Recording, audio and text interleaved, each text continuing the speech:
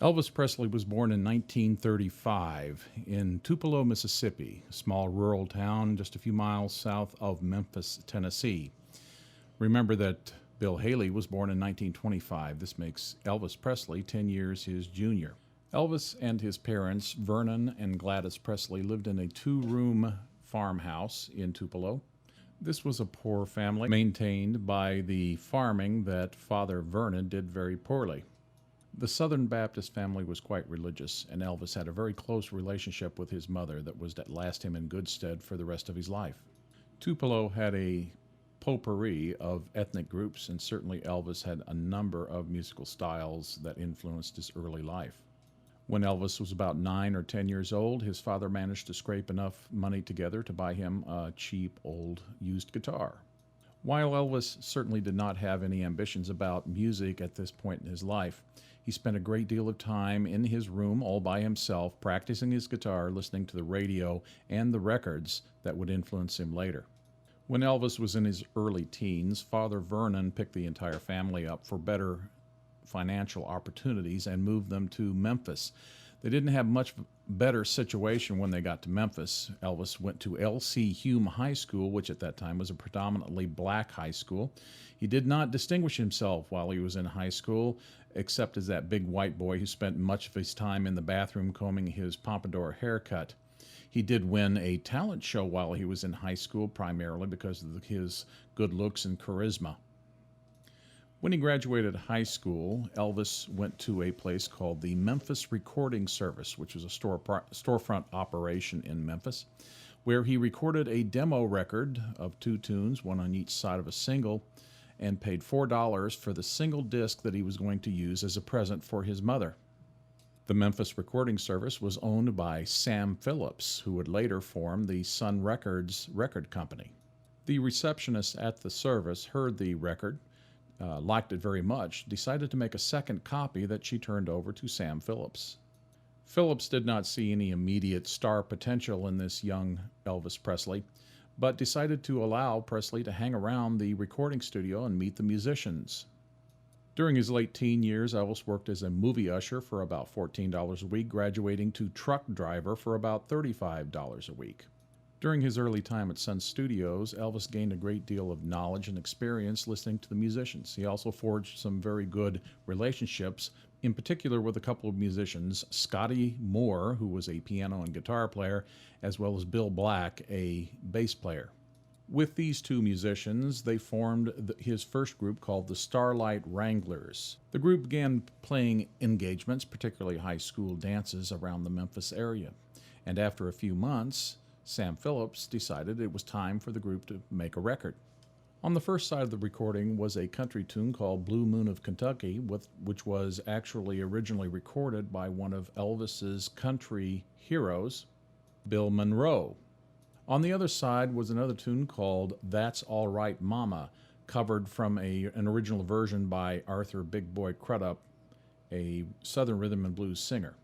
Historically, the That's All Right Mama has always been the most important tune, being one of the earliest, and certainly the earliest Elvis Presley version of rockabilly. But at the time, the more commercially important tune turned out to be Blue Moon of Kentucky, which helped the record sell more than 7,000 copies eventually in the Memphis area.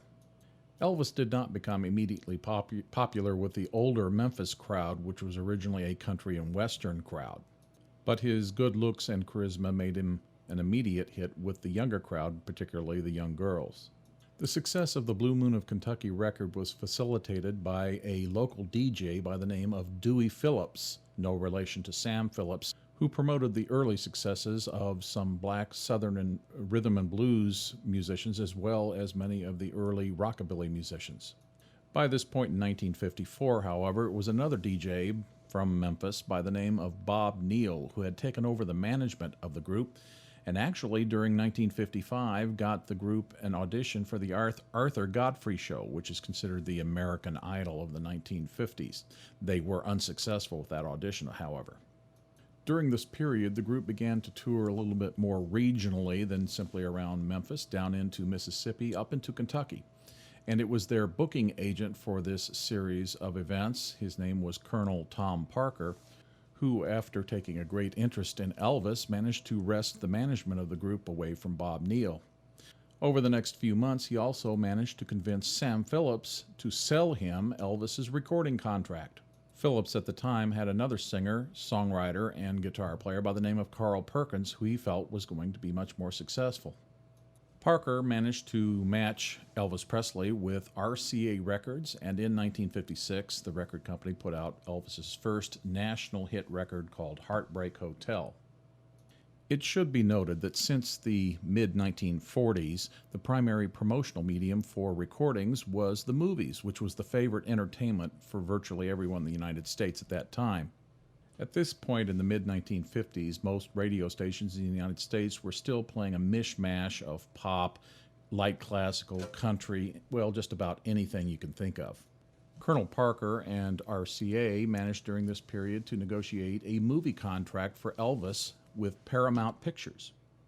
This was an extremely good business deal for all parties, with the appearances in the movies and the introduction of the tunes in the movies promoting the release of the records, and the records, of course, promoting the movie in the same way. This period from around 1956 up through around the mid-1960s became known as Elvis's movie period. In 1956 and 1957, Elvis made several very successful movies and released many successful records.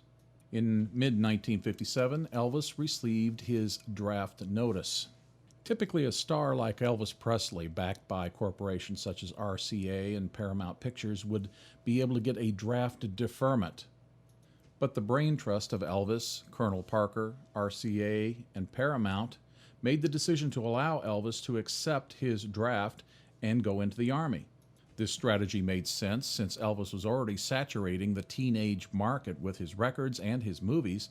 They needed to find a new audience. That audience was the older audience. In a period shortly following World War II and the Korean War, it was a perfect natural for Elvis to become a veteran to attract the attention of the older audience.